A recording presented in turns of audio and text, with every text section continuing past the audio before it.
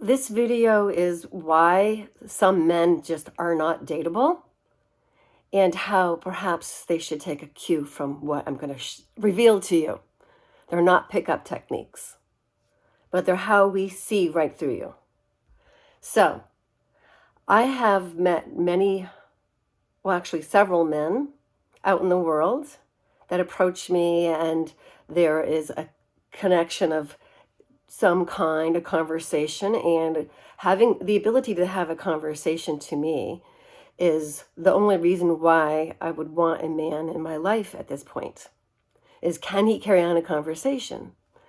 And then the other things would be icing on the cake. He likes to do things like I do. He eats healthy like I do. He has a healthy relationship with his offspring like I do. And if he doesn't have any of those things, those are all red flags. I don't care what his excuse is. So this man ticked off all the boxes in my brain of a potential abuser or narcissist. Because in conversations with him, I discover he's one of 5. His mother had all 5 of them in under 6 years. His father was a drunk. His father left when he was 7. The mother had to work all the time. So you see the picture? Trauma at a young age. He overcompensates as an adult with 3 master's degrees, not just one. And what does he become? A clinical psychotherapist, the kind that doesn't prescribe drugs. So he's a head specialist, all right? So I'm going to, from now on, give a fake last name. I'm now Kat Jennings in the world. Peter Jennings, Kat Jennings, that's a great name. Everybody knows how to spell it. So I am going to share with you how obvious it is to a woman when a man is gaslighting her. All right? Now, he said, "Can I have your phone number?" And we had spoken at length.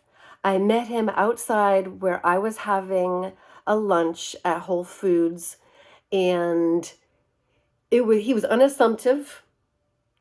And I thought to myself, he would be an interesting guy to know, because he checked off one box. And the one box, box number 1 was he could have a convo. Box number 2 was that he ate healthy. But what his activities were, that was to be determined. So let me reel back and let you remember the oyster guy. I met the oyster guy at 42nd Street Oyster Bar in Raleigh, North Carolina, the iconoclastic 50-plus year institution, and it is closed now. It closed in 2025. Now, I met this man, and he was interesting, but then I did the test, and this is the test. He said, "Hey, we should go biking." And I said, "That sounds like fun." And of course I'm enthused. Yeah, I met somebody that will bike with me in the future. And I did that with my guy, the raging narcissist, damaged forever, alcoholic extraordinaire that I left in Virginia, which is a good place for ex-lovers. This guy, he's like, "All right, well, let's meet at the," and he named a trailhead. And I was like, okay. Well, suddenly now he wants to pick me up. Now, I do not trust any men at this point in my life because I've seen too much and I've experienced too much damage at their hands. So it's like, "Listen," I said to him, "when I can meet you there, but let's walk." That set him off. So, "What's the matter? You said that you wanted to go biking." I go, "Once there's an established relationship, I can trust you. I know you're not going to lead me into the wrong place. And I'll tell you why. That narc that I met in Raleigh, he had me going down a trail that was covered in mud. Now, granted, I have nice thick wheels. I have a hybrid bike. And I had to really muscle it to get it, okay? Now, he had me doing all of this stuff. And then I found out later that was an anomaly. Nobody goes on the trail when there's that much mud. They are supposed to scoop it up. But he had me on a mud-covered greenway. And it's connected to this other guy because it's this. I don't trust a man to take me where they need. I will not follow a man who is incapable of leading me to a safe place. To a safe place. Okay? Now, I didn't have any mishaps. I didn't fall. But subsequently, he and I, when I moved to Virginia, we went to this place in Virginia Beach, and we were mountain biking, and he did not look out for me. I ended up almost clobbering these kids with my bike because he's like on your left, but he never said there's somebody behind you, which was me. Almost hit these little kids, fell over, and nothing was damaged. But it's like, I do not trust a man on a bike to lead me. Okay? Why should I? It's my body. So the guy throws a fit. This is the oyster guy. And I'm like, red flag number 1. And then he is text messaging me. You have too many hardships in your past. You're traumatized. You this, you that. Red flags, red flags, red flags. What he should have said is, I wanted you to come to the roller skating rink with me so that I could hot dog with you, this beautiful woman, watching how great I am on skates. I wanted you to come with me mountain biking because I wanted to show that I had a babe. And here I am at the trailhead, and I've got her bike and my bike. Which brings me to this. You know what that ex in Virginia did? He would make me mount my own bike. Now, I never touched his bike, but guess what his metal was, his non-metal? He had one of those fiberglass Treks. I could lift it up with my fingers. So he puts his on, and he's like, you got to put yours on yourself. You got to learn how to do this yourself. Well, he can go F himself because I'm not going to do it anymore. And he's become such an ugly skank hoe of a man. He's only going to get that kind of woman. But he would not even put my bike, which is very heavy, even though I'm strong, he would not put my bike onto the back of the rack without shaming me first, because I couldn't do it. And I said, listen, I haven't been to the gym. It's been a really long time since I could hoist that much. All right, dude? He just scowls. I'm so happy to be without that loser.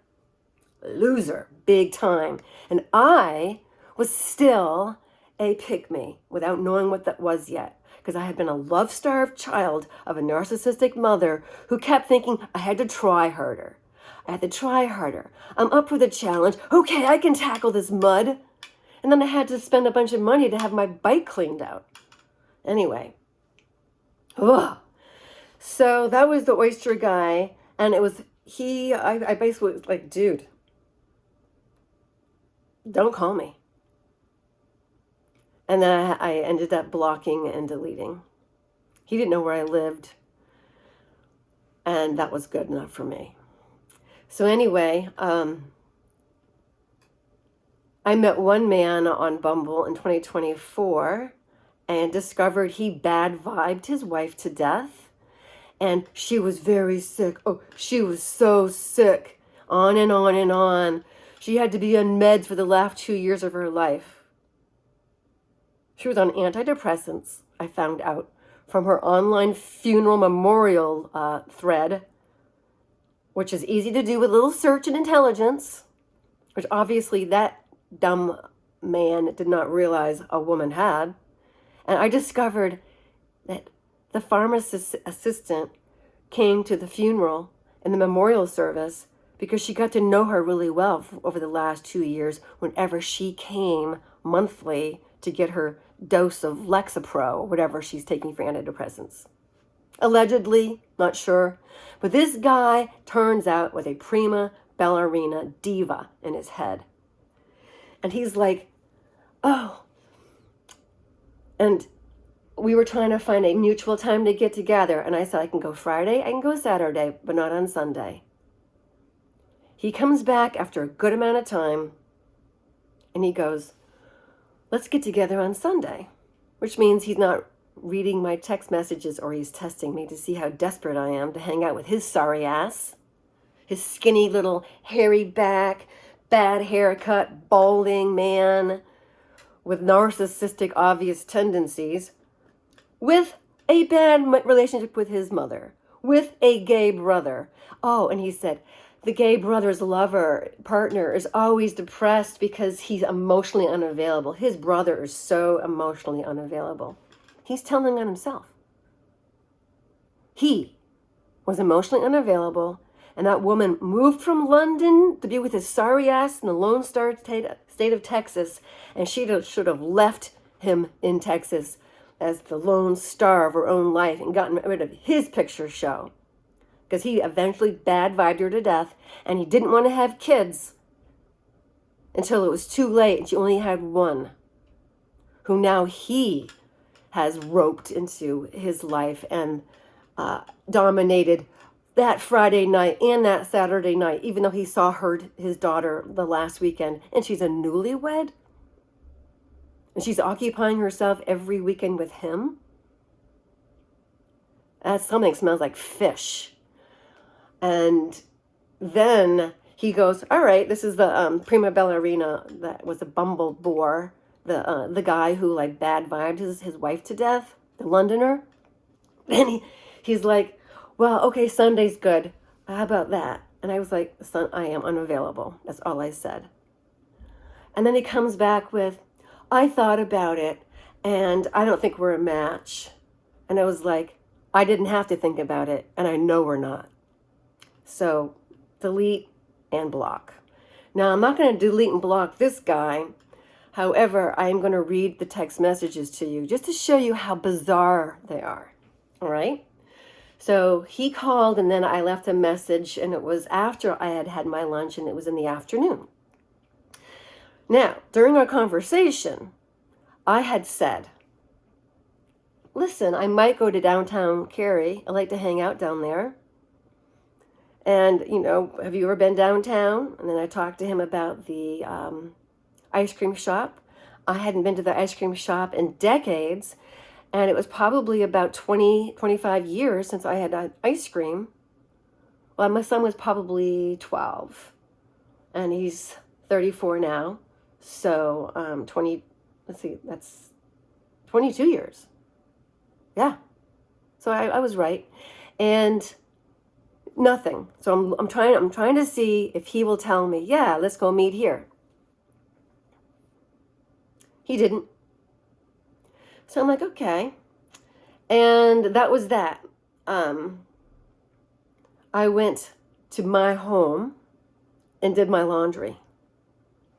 And he texted in response, it is funny, I'm washing my beats and thinking of you, and there's something warm in my soul that feels really good about you, even though I don't even know you.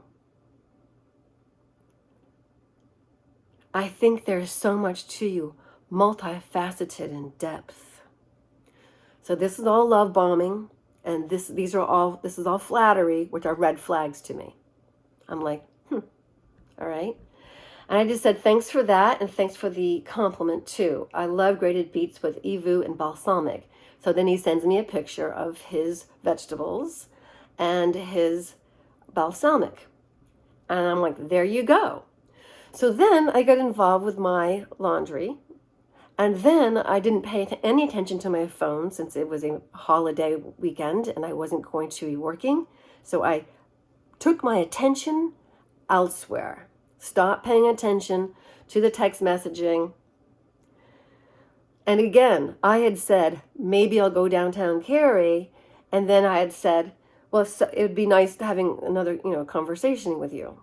But there was nothing in concrete. There were no promises.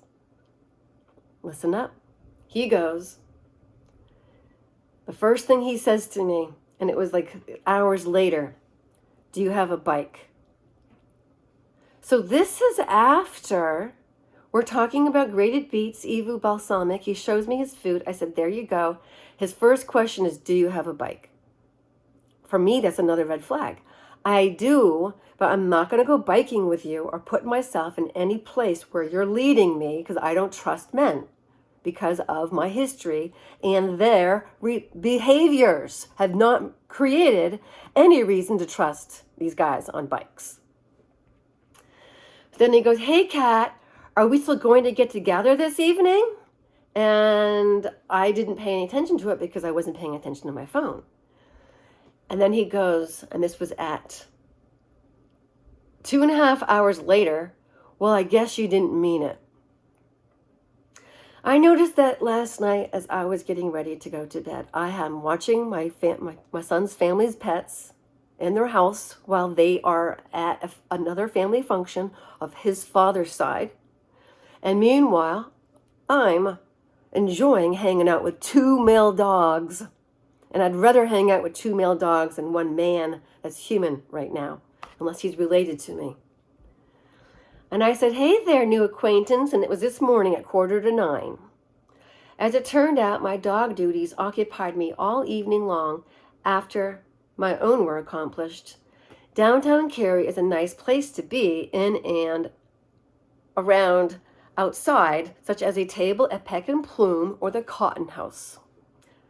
Both satisfy. Yes, I have a bike. No bike rack, however. Right now, I am sipping a cup of black coffee, wearing white, while sitting on my son and daughter-in-law's sunny back porch. The dogs are wondering why I'm not running around on the ground with them, teaching them the art of being mellow. So then I thought about it a little bit longer, and I go, well, I guess you didn't mean it. So then I decided, and I did not put any emojis in. I'm not going to give him any cue. I'm going to treat him like he has Asperger's, and I'm going to write it without any intonation or inflections, of course, because it's a text message. This will give me the opportunity to find out how he responds. And I said, perhaps when I really mean it, we can both find an agreeable time and place to chat some more. That's a pretty open door. Perhaps when I really mean it, because he just said, well, I guess you didn't mean it. And then I said, I'm leaving it open. Perhaps when I really mean it, we can both find an agreeable time and place to chat some more. I did not put a winky emoji. I did not put a smiley emoji. I did not put a halo over my head emoji. I just wrote one sentence. This is what he says. I was looking forward to, quote, I'll have you over and we can enjoy more conversation at my son's place tonight. What? I waited and waited for your cue. But he spelled it Q-U-E-U-E. And then I asked, it would have been nice if you had said, I changed my mind, or your breath really sucked, or something of that nature. You didn't even answer my inquiry. Here's the use. Now read mine. Yes, I have a bike. Right now, I am sipping a cup of black coffee while wearing white, blah, blah, blah. Perhaps when I really mean it, we can both find an agreeable time and place to chat some. He's like, it would have been nice if you had said, I changed my mind on blah, blah, blah, something stupid. You didn't even answer my inquiry. I felt dissed. This is a man I spoke with for 25 minutes that I just met that was obviously love bombing me. I was makeupless. I had come from my son's house in dirty clothes because I didn't actually bring any other than underwear. And I was outside, and truth be known, I had had too much beer the night before, and I was not feeling lively. And I was just sitting there having some nutrition. So I felt dissed, he said, ...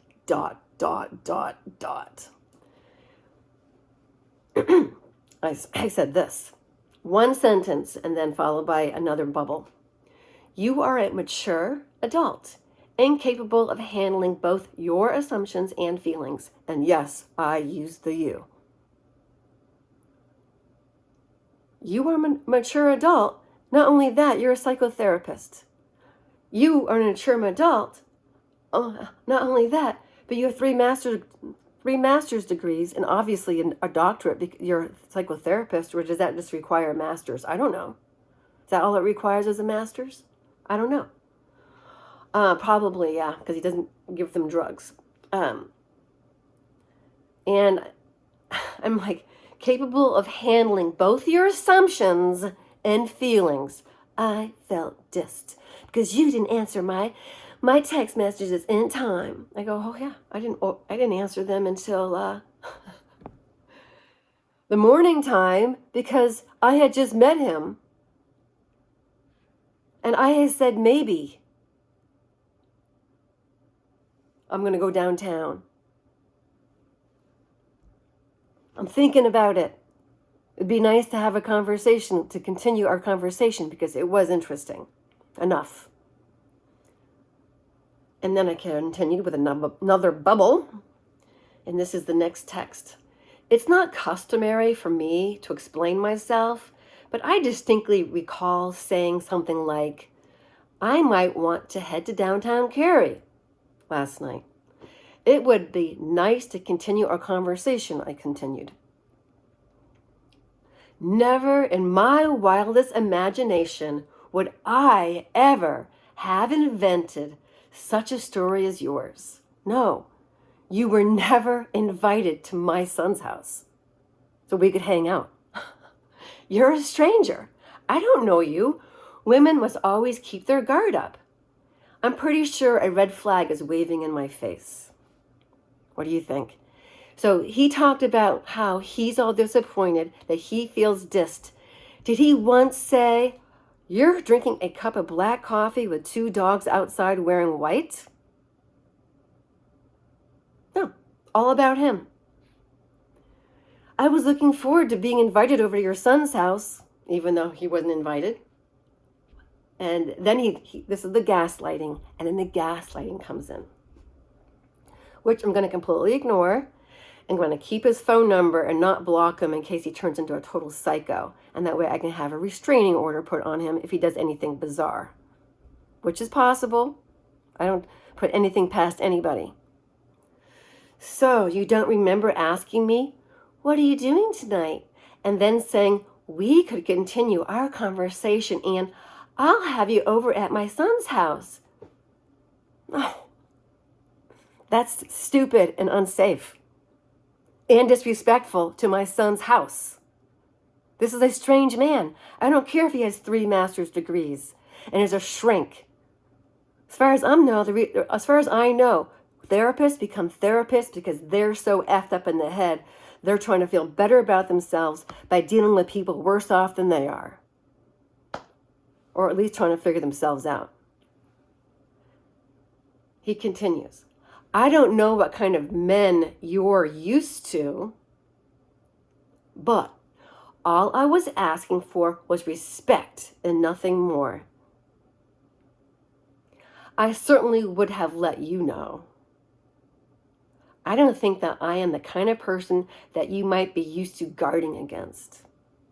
Oh yes, you are exactly the kind of person I am used to guarding against. Now, do y'all want to know what is even worse about this tell? He asked me my age, and I told him just because I wanted to see how far that BS would go, rather than saying you never ask a lady her age. Mother effer. I'm like, all right, let's just entertain this bozo, but keep your guard up. And then he tells me that he's 68. And then he tells me 6 years isn't that big of a deal. And number one, he's short. He's probably shorter than I am in heels. And I'm probably taller than he is flat-footed. In other words, I'm taller than he is by far. And I could never dress up without towering over him. And his little wee-wee. Probably has one of these. So he has the emoji like this, the thinking emoji. And his next bubble is, I wish great things for both of us, or should I say all of us. Yes, mankind and womankind alike, humankind, we all deserve good things. We all deserve great things. But I especially am good at seeing when I'm being gaslit.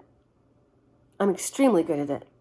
And yes, sir, you are exactly the type of man I'm guarding against. So ladies, when you're dating or texting these types, you want to always be looking at how many times they use the word you. And when they use I, he says, I was looking forward to it. I waited and waited for your cue. It would have been nice if you had said, I changed my mind. You didn't even answer my inquiry. I felt dissed. Now, this is a man who I don't even know, nor do I care to after this, especially since he's a boomer. And I'm the godmother of Gen X. All right? So, I lived with the most intense man in Virginia that I have a class, grade A, bulletproof soul that sees through smoke, mirrors, and BS with a laser-like focus. I don't know what kind of men you're used to. I'm not sure what kind of women you're used to. Desperate ones? All I was asking for was respect and nothing more. Respect? I don't even know you. You have to earn respect. I'm going to respect you just because you gave me your phone number? Really? I didn't answer your text messages in a prompt way that satisfied your little ego? Huh? I certainly would have let you know if I wasn't going to, if I was going to change the plans that he invented in his brain. He's like, I certainly would have let you know. I would have let you know, but you didn't let me know. You're a bad woman. Yeah, bad woman. I don't think I am the kind of person that you might be used to guarding against. And again, he is exactly the type of man I will guard against. And I will say to all the women 60 plus, keep on keeping on and hold the ground and the guard, because you are the precious wonder of this world now. You are the wise elder, and you are going to pass on your wise women knowledge and experience to the women who can then avoid any and all pitfalls, or at least recognize them before they ever step foot in such a gaslighting BS situation as a date with a guy like that. So, stay safe, ladies. As YV Edit says,